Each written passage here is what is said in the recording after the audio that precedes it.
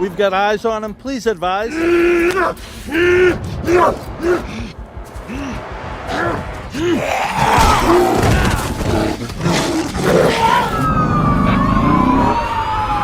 He knows it's pain. You're going to get hurt. Somebody, please.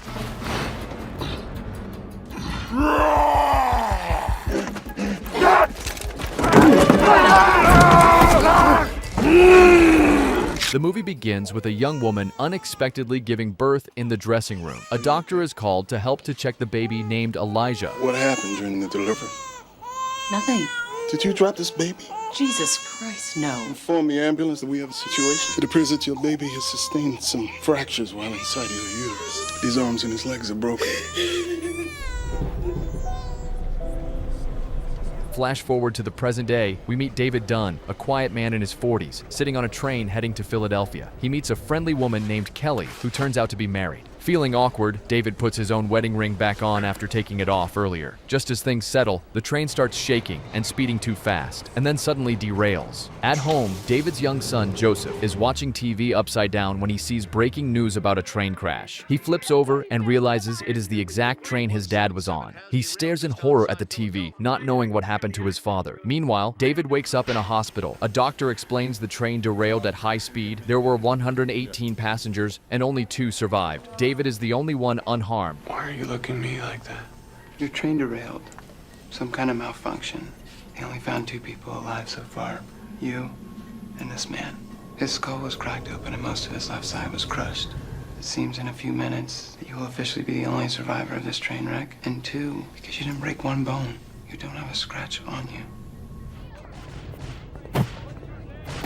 That night, David quietly eats dinner alone, then speaks with Audrey about their strained marriage. He suggests she move back into their shared bedroom, but she refuses. David attends a church service held for the victims of the train crash. He is the only survivor, and everyone stares at him. When David leaves the church, he finds a gray envelope on his car with the words "Limited Edition" on the back. Inside is a card that asks a strange question. How many days of your life have you been sick?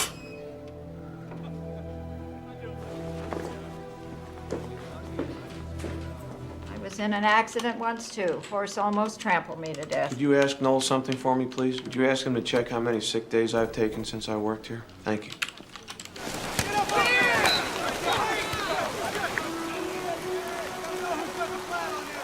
What, you hit your head on that train? $40. 5 years, no sick day. I get it. You want a raise. Smart way to make your point.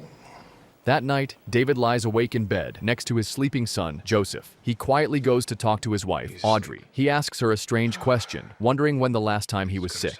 Audrey thinks about it, but cannot remember a time he ever was. David finds it strange, but Audrey suggests they might just be too tired to remember. Do you think that's kind of weird? Not remembering one cold, or a fever, or a sore throat? Means probably too tired to remember.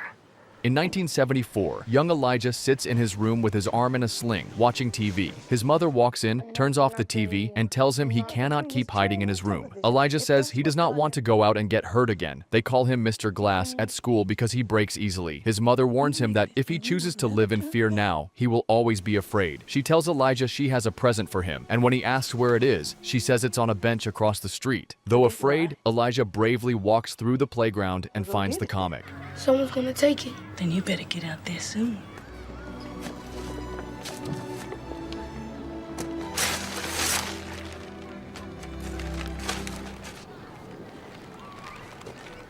I bought a whole bunch. Every time you want to come out here, they say this one has a surprise ending. It's a classic depiction of good versus evil. The thing to notice about this piece is its realistic depiction of its figures. Wrap it up? Oh, my kid's gonna go berserk. No, no, no, no, no. This is an art gallery, my friend, and this is a piece of art. Just then, David and his son Joseph enter the gallery with a card they found on their car. Elijah asks David if he has ever been sick, and when David says he does not think so, Elijah is stunned. Elijah explains that he has a rare bone disease called osteogenesis imperfecta, which makes his bones very easy to break. He has had 54 breaks in his life. He thought David might be his opposite, someone unbreakable. But when David reveals he was seriously injured in a car accident during college, Elijah is disappointed. I believe comics are a form of history. I watched the aftermath aftermath of that plane crash. I watched the carnage of the hotel fire. Then one day I saw a news story about a train accident. I have something called osteogenesis imperfecta. I don't make a particular protein very well, and it makes my bones very low in density. I've had 54 breaks in my life. If there is someone like me in the world, couldn't there be someone else? Someone who doesn't get sick, who doesn't get hurt like the rest of us? Do you think my dad's real? I don't think anything. I see guys like you all the time in my work. You find someone you want to take advantage of. Somewhere in there you say it. Just need your credit card number. I thought the person that wrote that note had an answer for me. What exactly is it that you do? I'm a security guard. David reflects on Elijah's words and secretly pulls out an old folder with clippings from his past. He finds articles about both the train crash and a car accident from college. Something starts to click in his mind. That night, Audrey asks him if he has been with anyone else. He says no. She cries and says she wants to start over and treat this moment, his survival from the crash, as a second chance. She invites him to ask her out again, like a fresh beginning. My decision is that I want to start again. And it's a big deal that you walked away from that train. I feel like it's a second chance. At a busy Eagles football game, David Dunn is working as a security guard. He gets a call about someone at another gate with a fake ticket who claims to know him. It turns out to be Elijah. David checks the ticket. It is for last week's game. Elijah admits he bought it in the parking lot and says he does not want money, just a conversation. Elijah tries to convince David that his job, protecting people, means something deeper. David brushes it off, saying he only got the job through a connection. At the crowded stadium gate, David and Elijah spot a suspicious man. David explains that random pat-downs help prevent violence, and he watches closely as the man eventually steps out of line and disappears, possibly to avoid being caught with a weapon. Now all I need is your credit card number. Thought he was carrying something, yeah. Got a picture of a silver gun with a black grip tucked in his pants. Have you ever tried to develop it? I don't want to play this game anymore, but he might not have been carrying anything. That car accident you were in, was there anyone else involved? My wife, Audrey. I'm on my way. Hold up a second!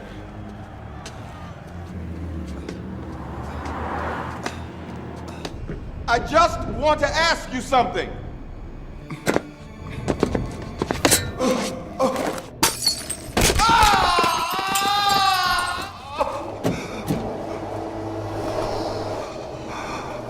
David gets off the bus near his son's school and sees Joseph playing football with friends. Joseph invites David to join the game and says he told everyone his dad was really good. David says no and tells Joseph he is going to work out. Joseph happily decides to work out with him. In the basement, Joseph helps David set up the bench press. As they talk, Joseph keeps asking funny questions like if David could beat Mike Tyson or Bruce Lee, but David always says no. David lifts the heavy weights, and it is the most he has ever lifted, 250 pounds. But then Joseph admits he actually added more weight secretly. It turns out David lifted 270 pounds without knowing. Surprised and silent for a moment, Joseph then says seriously, "Let's put more," and David agrees. David warns Joseph never to try this and tells him to get his mom if something happens. Then David lifts a bar with many weights and even paint cans added. His arms shake, but he completes the lift.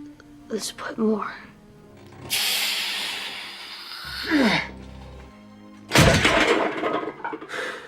Should never do anything like this. You know that, right?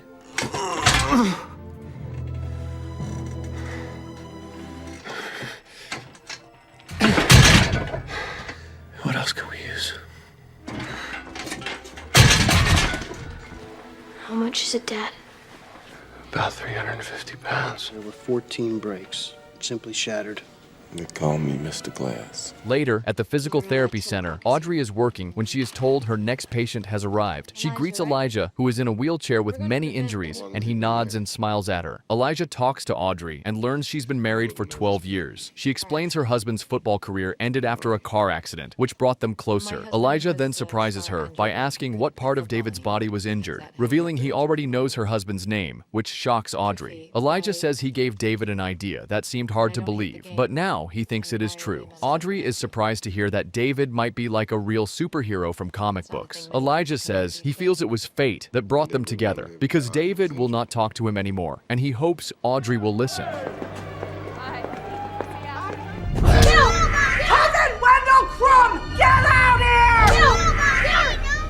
One survivor.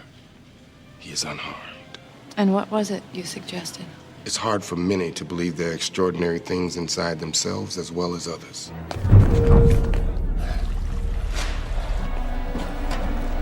Been having some problems with people selling drugs here in the stadium. Raise your arms, please. Can I go? Yeah. David gets a call on his walkie-talkie. His son is hurt at school. David rushes to the school after hearing his son Joseph was hurt. Joseph sits next to another boy who teases him by saying his dad can beat up Joseph's dad. Joseph's injuries are not serious, just emotional. She mentions how David was once injured at the same school when he was young and almost drowned in the pool. The school even changed its rules because of that incident. You don't remember me, do you? You were a little younger than Joseph when it happened. He lay on the bottom of the pool for 5 minutes, and when they pulled him out, he was dead. He's still phobic of water. Joseph tells his dad about being bullied when he tried to defend a quiet girl. He says he thought he might be like his dad, but now believes he is not. David gently tells him they both can be hurt, and that he is just an ordinary man. Joseph is confused and upset. Later at home, David is in the kitchen when Audrey enters. She says Joseph is upset and silent in his room. David thinks Joseph needs to figure things out himself. Suddenly, David sees Joseph standing in the doorway, crying and holding a loaded gun from David's closet. You won't get hurt. Elijah was wrong. He told me what he thought about your father. It isn't true. I'll show you. You know your father was injured in college. You know that. You know all about that. Don't be scared. If you pull that trigger, that bullet is just going to bounce off me and I'm not going to be hurt. Now, I am your father and I am telling you to put that goddamn gun down right now! My son almost shot me last night because he wanted to prove you were right. I never said you couldn't be killed. Were you really injured in that car accident in college? Because I believe you faked it. And I think you did it, of all things, for a woman. And that little bit of sadness in the mornings you spoke of, I think I know what that is. Stop messing with my life, Elijah. When I was a kid, I spent a week in the hospital getting better from pneumonia. I almost drowned. 2 skinny little kids were fooling around in the pool, dunking me, and I swallowed some water. They didn't know it, and it almost killed me. Heroes don't get killed like that. Normal people do, right? I don't need to see you anymore, okay? David and Audrey are on a second date at a dimly lit restaurant bar, opening up to each other with a mix of playful and serious questions. David admits that a nightmare made him realize their relationship might be in trouble, and Audrey gently confronts him about emotionally distancing himself from her and their son Joseph. David quietly admits he does. Audrey expresses that she never resented his past strength and would never wish his injury on him, showing she still cares deeply. Later at home, the babysitter mentions a job call from New York for David, surprising Audrey. After the sitter leaves, Audrey tells David honestly that she does not expect their lives to change drastically after just 2 dates. But if he does go to New York, they can still take things slowly and see where it goes. She quietly walks away to the guest room, leaving David in thought. David listens to a voicemail from Elijah, who reveals that water is David's weakness, his kryptonite. After the call, David silently deletes the message. This realization drives him to put on his old security rain poncho and sneak out of the house. In the pouring rain, he breaks into a fenced-off area at 30th Street Station and walks alone through the wreckage of the train crash he survived, silently confronting the truth about himself. In a flashback, young David was in a car crash. His car hit a pole and caught fire. David tried very hard to open the car door. It was stuck, but he used all his strength and finally opened it. He pulled Audrey out and carried her to safety. Soon, a truck came. Audrey opened her eyes and whispered that she thought she was going to die. David said he felt the same. The driver asked if David was hurt. David looked at Audrey, then softly said his shoulder was injured, but we know he was stronger than he looked. In a present day, David stands quietly at the train crash site, remembering everything. Elijah follows the sound of a ringing phone in his comic book store. I wasn't injured in that car accident. I've never been injured, Elijah. What am I supposed to do? Go to where people are. You won't have to look very long. It's all right to be afraid, David, because this part won't be like a comic book.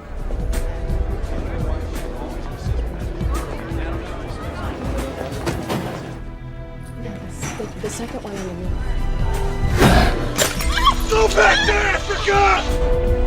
I think you drank too much.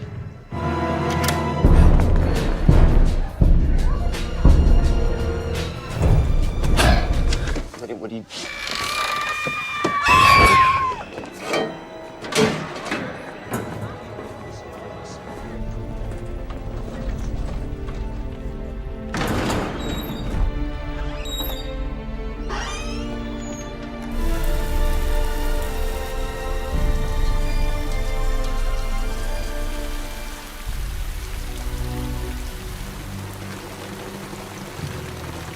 David then carefully enters through the side laundry room door, where he sees unopened mail and hears a television in another room. David enters a messy kitchen where signs of a struggle are evident, moldy food on the table and cockroaches crawling in cereal bowls, and discovers the homeowner's lifeless body at the bottom of the stairs. In the family room, a loud boxing match plays on TV, and David hears heavy footsteps from the floor above. He proceeds upstairs, checking a young girl's room and discovering a bathroom where a teenage girl and her younger brother are tied up with phone cords. Emotionless and weak, they watch David as he gently unties them and tells them to leave. He then finds their mother tied and bruised in the master bedroom. She doesn't respond when David asks where the attacker is, but he hears a noise near the balcony.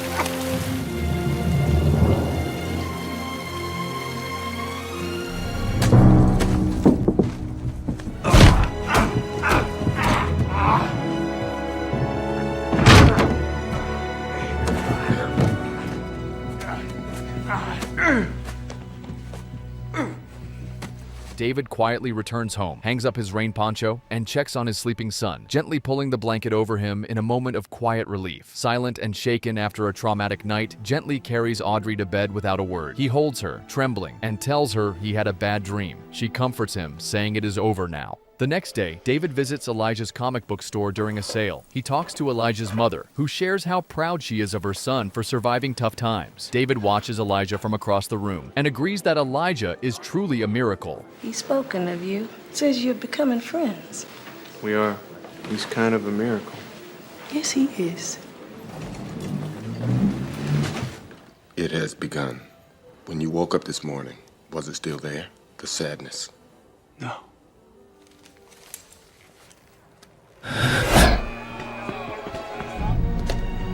Passengers aren't allowed in there. You know what the scariest thing is? To not know your place in this world. To not know why you're here. There were so many times I questioned myself. I killed all those people. Just to find you. Jesus Christ. Now that we know who you are, I know who I am. In a comic, you know how you can tell who the arch villain's going to be? He's the exact opposite of the hero. And most times they're friends like you and me. I should have known way back when. You know why, David? Because of the kids. They called me Mr. Glass. We then move on to a mall in Pennsylvania, where 3 teenage girls, Casey Cook, Claire, and Marcia, are wrapping up Claire's birthday party. The party's winding down, and you can tell Casey doesn't really fit in with the other two. She's awkward, sitting apart from the group, clearly the outsider, who was probably invited out of politeness rather than genuine friendship. They head outside to the car with Claire's father, but everything goes wrong in that moment. It's so weird. You do that.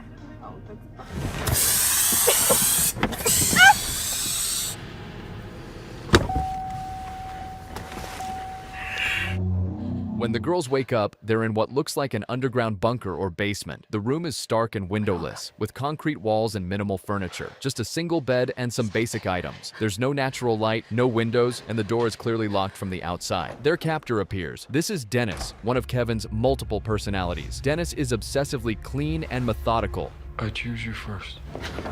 Kill yourself.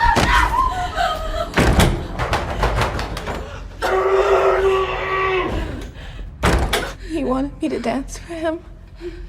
Through a series of flashbacks, we learn about Casey's horrible past. After her father died, she went to live with her Uncle John. During hunting trips to a remote cabin, her uncle fully abuses her, teaching her to stay quiet and be invisible to survive. These traumatic experiences have made Casey hyper-aware of danger and taught her skills that might actually help her survive this situation.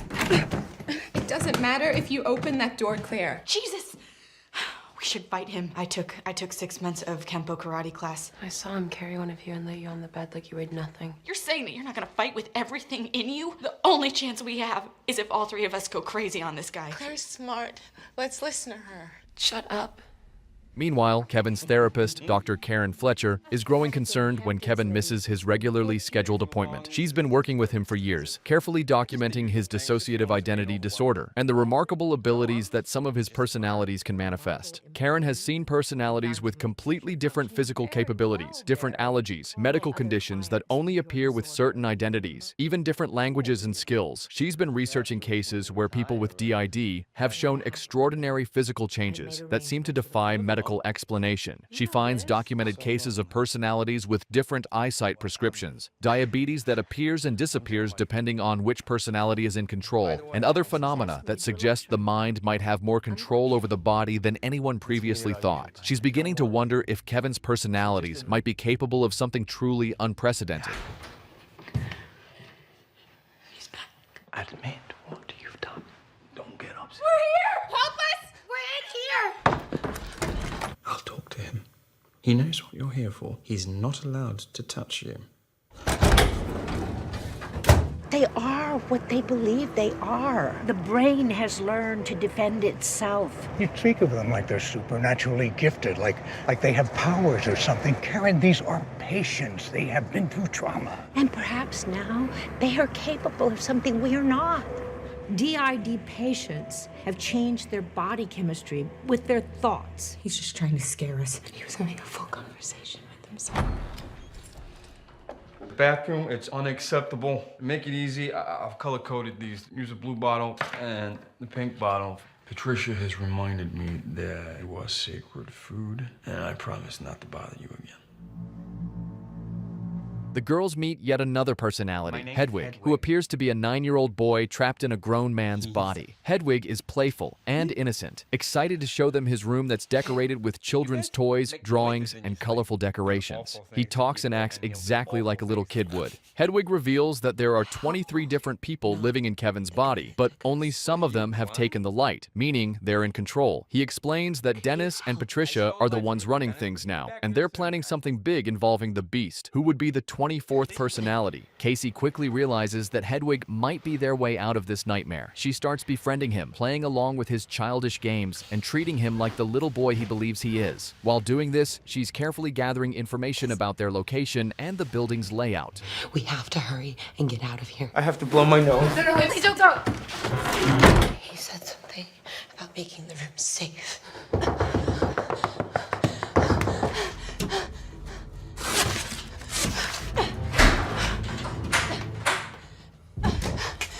Hey, what are you guys doing? Give us a second. We're changing. Now I'm gonna slap you. I'm gonna slap you in your face and your... Just give me as much time as you can. I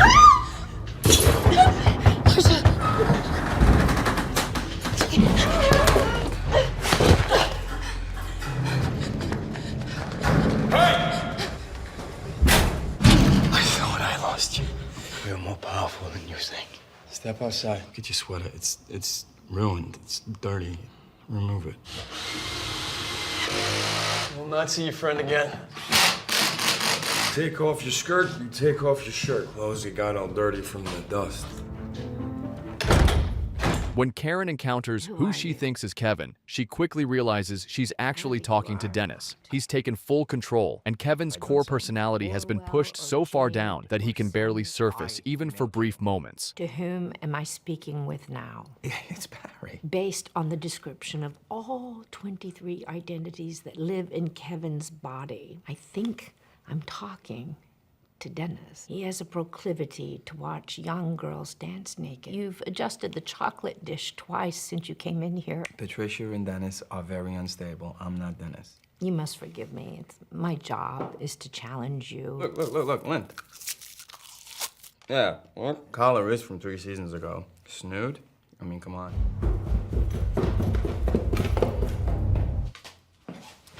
Good?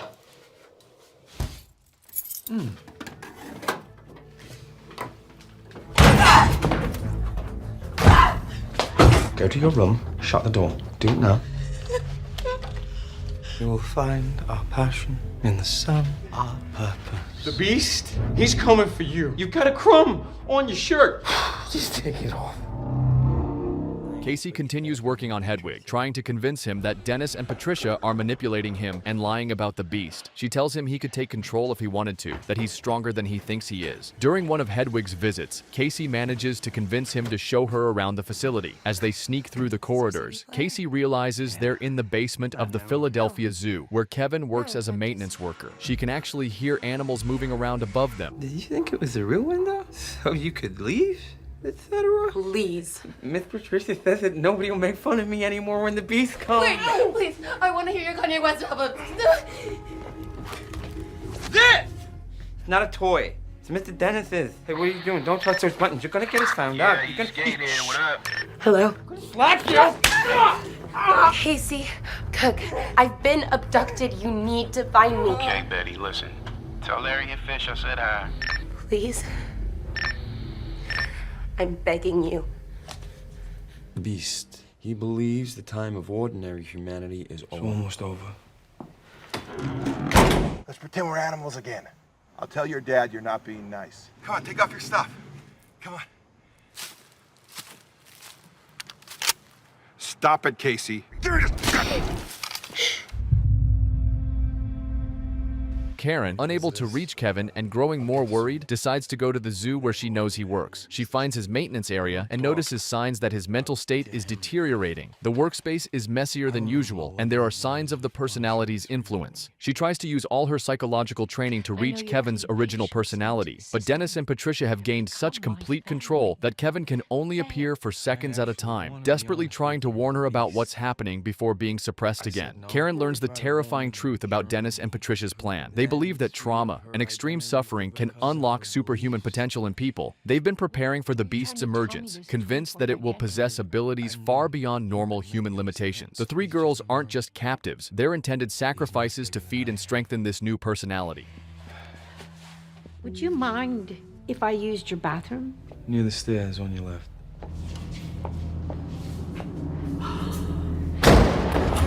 They will never reach their potential. This is a crime. I can't let you keep them here. Is there anything in your room, anything that we could use? There's a hanger. See if you can move the lock through the crack in the door. As night falls, the transformation that Dennis and Patricia have been working toward finally begins. Kevin's body starts changing in ways that seem physically impossible. His muscles expand and shift, his posture becomes more animalistic, and something truly inhuman begins to emerge from within him. The beast is real, and it's everything Dennis and Patricia promised it would be. When it emerges, it's clear this isn't just another personality. It's something that seems to transcend the normal limitations of human biology and psychology. The beast's voice is deeper and more guttural than Kevin's other personalities, with an almost animalistic quality that's both mesmerizing and terrifying. I'm worried, sick. The Horde keeps obsessing about the ones who haven't suffered. I don't know where they're going with this, but it scares me. Goes like this if there's a coyote or something.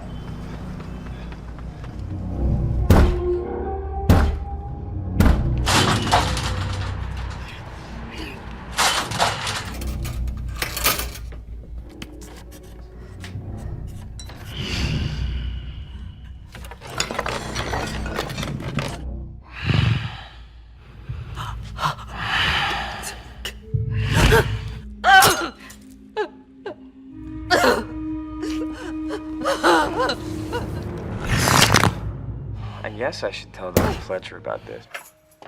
Thus ends my journal from Monday.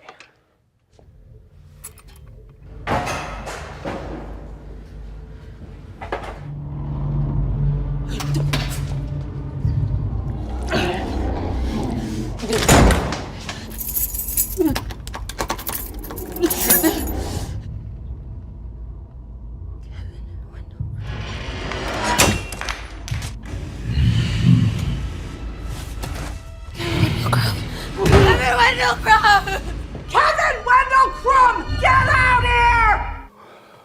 Who are you? Did I hurt you? I swear I was on a bus. I don't remember anything after that. There's a shotgun I bought. In the bottom cabinet, hidden behind things. Wait! No, don't do that. As in 1008. We have been wronged by this alliance, this horde. They've been stealing control of the life from me, but their group are gonna work through this. Dennis and Miss Patricia are in charge because of me. Kevin Wendell Crumb. You can call his name all you like, dear, but he's not going to hear you.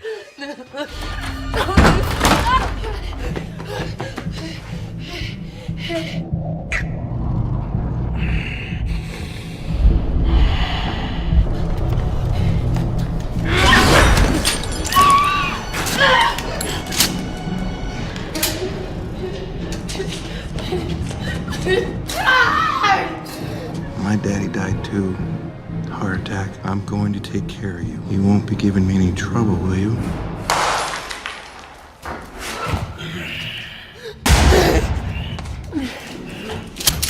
The unburned, the unslain, those who have not been torn have no value in themselves and no place in this world. Can't you see I am not human?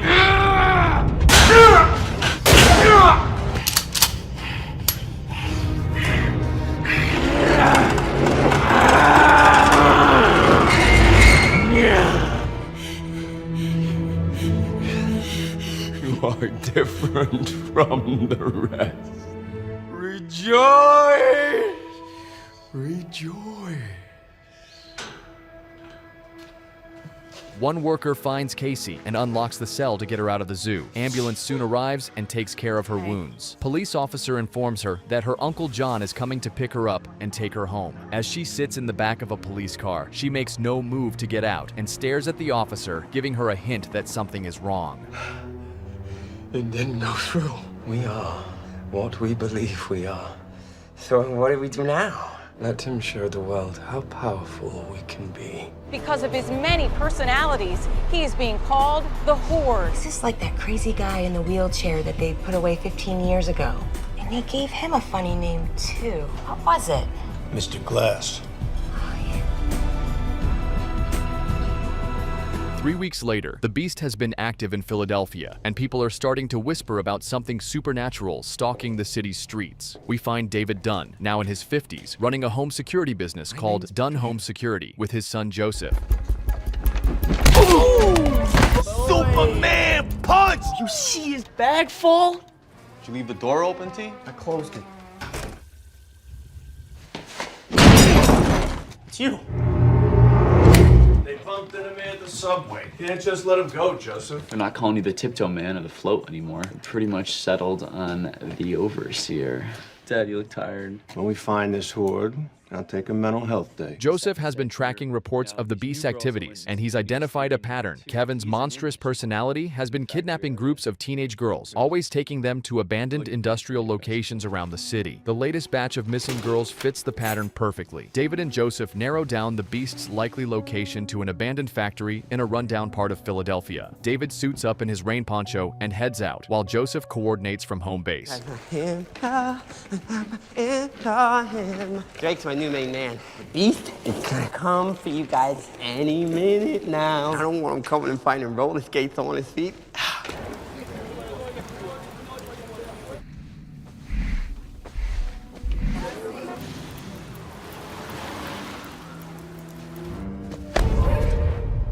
You guys like cartoons? Sorry, bro. It's some kind of factory. They're all in there. Hey.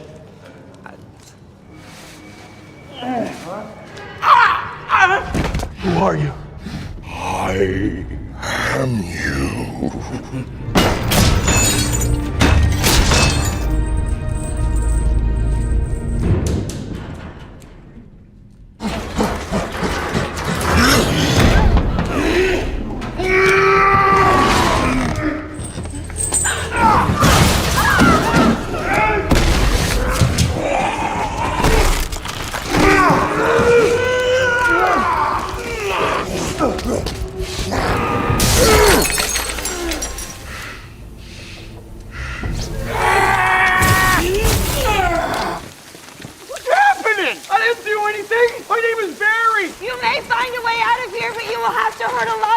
son? It's gonna be okay, Joseph. Straight to Ravenhill Memorial.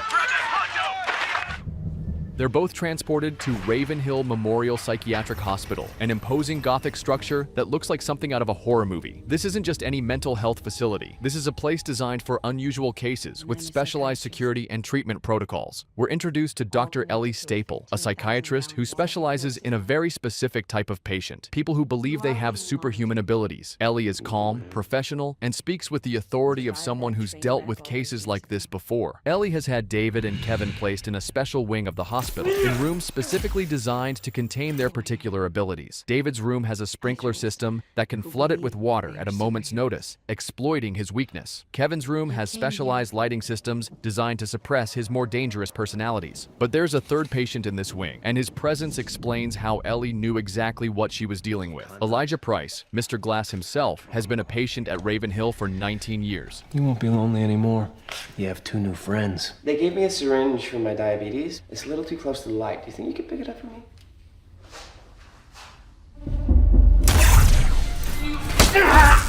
You know what would have happened if she'd have gotten to that key, you gobshite. We almost got you, bro. The only one who can defend us is him. All right, step away from the controls now, little duck.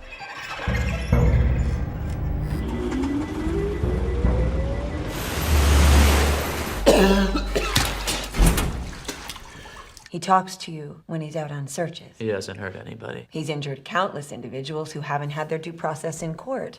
And there was a teenage girl in this latest incident who broke her arm. They would all be murder victims if it wasn't for my dad. It was a vigilante event and a victim was injured. They will claim in court that if they had found the girls, no one would have been hurt. If I don't get him to give up his delusion, he will remain in institutions like this for the rest of his life. You lost your mother. You believe your father is a real-life superhero. You believe he is almost immortal. You can see how some would say, you need this to be true. Just because he let you go doesn't mean he is good. Can I talk with them? No way. You tried so hard to get away from us and now you come back and see us? Sorry for trying to feed you to the beast, etc. They're never gonna let you out of here. The Horde has to give up the light. Beast is the highest form. You guys are gonna die. Kevin? It's you. My uncle's in jail. What he did to me was just like what your mom did to you was wrong. We're the same. Casey, I need you. Will you help me?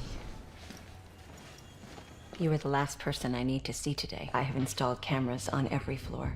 There is nowhere you can go that won't be documented. Ellie brings the 3 men together for group therapy sessions, claiming she wants to cure them of their delusions of grandeur. She presents a rational, scientific explanation for each of their abilities. David survived the train crash through luck and has convinced himself he's unbreakable. Kevin's personalities are manifestations of severe trauma, and Elijah has an obsession with comic book mythology that has led him to orchestrate disasters. These group therapy scenes are fascinating because we're watching 3 very different men process Ellie's attempts to convince them they're delusional. David, who has always been the most reluctant hero, starts to doubt himself. Kevin's personalities begin questioning their own existence. Only Elijah remains completely convinced of their true nature, showing each patient evidence that contradicts their self-image as superhuman. She explains David's feats of strength through adrenaline and psychological factors. She demonstrates how Kevin's personality switches can be triggered and controlled through environmental manipulation. She presents Elijah with psychological profiles showing how his obsession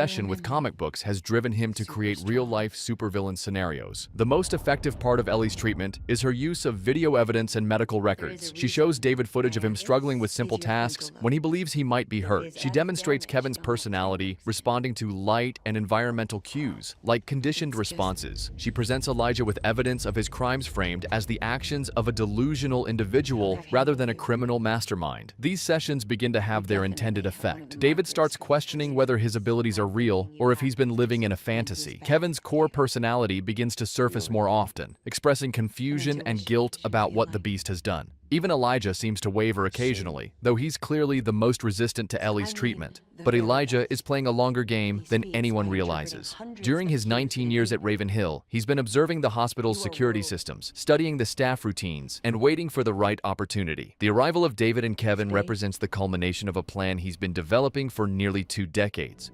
No. You're certain? Creating a chain of thoughts that never happened. Then how did he bend the bars? The iron bars at the zoo? The cages beneath the zoo were made in 1874 when the zoo first opened. I was able to bend them by putting a wrench between them and leaning back. He was shot.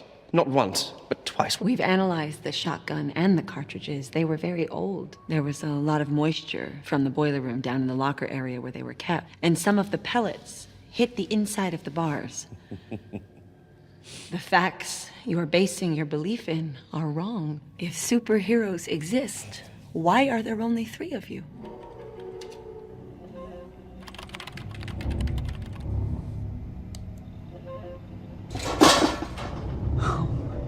Daryl. Hey, my man.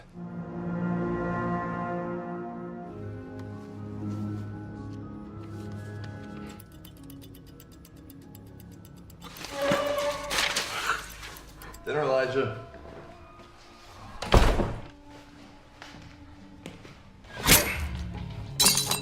First name, Mr.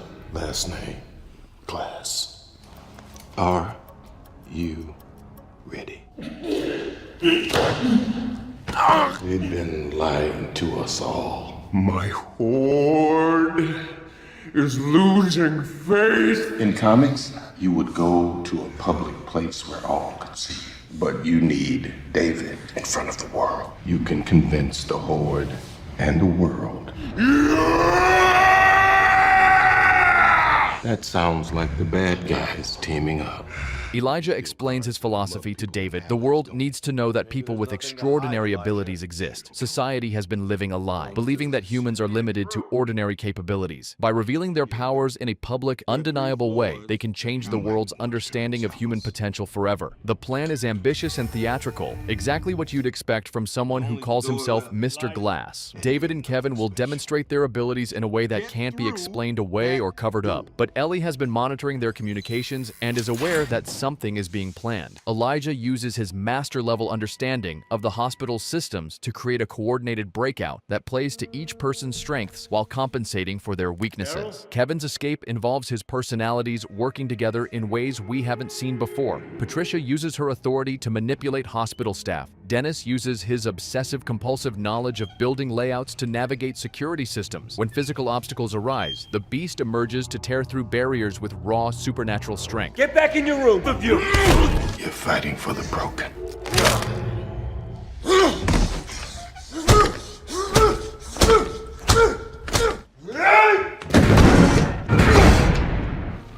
Go through the basement. Your dad is trying to fight her abductor. Your son is trying to best his dad. Comic books are not valid history.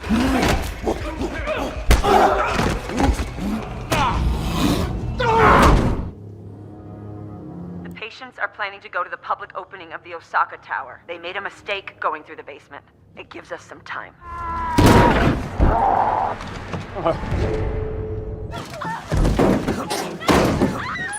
I don't care what Patricia says. I'm not. We don't need him anyway. There are still 10 of us.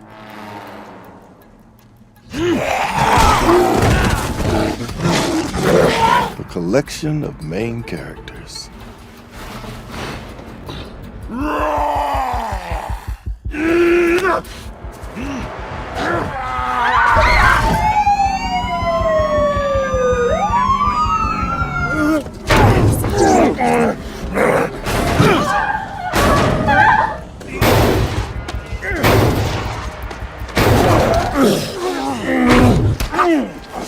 All he knows is pain. You're going to get hurt. Somebody, please.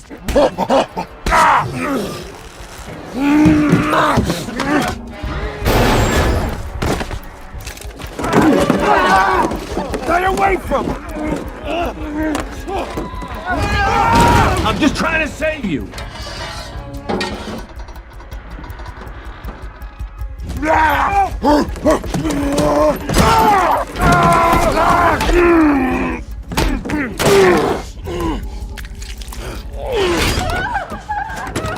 Get inside the building. The water used for David's room. There's water in that tank. Water is his weakness. Hey, Joseph! He's lying to you. Kevin's dad didn't just take any train and not come home. He took the train my dad was on. The one that everyone died except my dad. Mr. Glass killed Kevin's dad. I created you as I created David. I truly am a mastermind.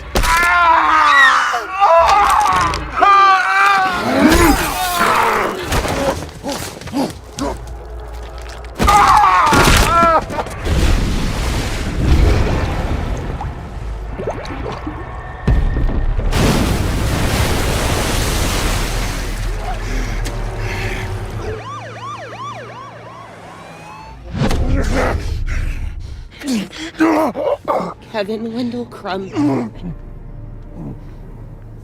He couldn't do what he wanted. You can tell him what to do. Will you stay in the light with me?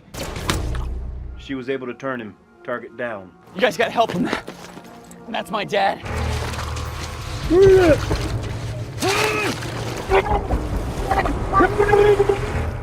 David, take my hand. It's just us. I would have left you alone, but when the horde showed up here, then I just had to come. It hurts, Casey. You can get it to stop hurting. I should never have listened to her. We gotta clean these pants, Casey. They're all so scared. But I told them that I'm gonna hold the light now till the very end.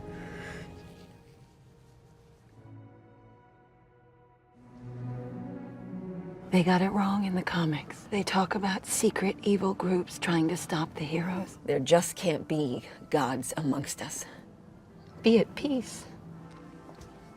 I wasn't a mistake, Mama. Elijah's death is the culmination of his lifelong obsession with comic book narratives and his belief that he was destined to be a supervillain who would reveal the truth about superheroes. His final moments are spent ensuring that his plan succeeds, even if he doesn't survive to see the results. Despite Ellie's organization's efforts to suppress the evidence, footage of the supernatural battle spreads throughout the world via social media and independent news sources. People begin to question the official explanations and wonder if others with similar abilities might exist. Someone was streaming the live security feed to a private site. He went through the basement tunnels to be seen by as many cameras as possible. I gave him all the cameras he needed right here. There are unknown forces that don't want us to realize what we are truly capable of. We give each other permission to be superheroes. Whoever these people are who don't want us to know the truth, today they lose. Joseph, Casey, and Mrs. Price meet to discuss what they've witnessed and what it means for the future. They represent the ordinary people who have been touched by the extraordinary, and their decision to share their stories ensures that the truth about David, Kevin, and Elijah won't be completely buried. I hope you guys enjoyed the video, and be sure to check out other awesome recaps on the channel. And as always, thank you very much for watching.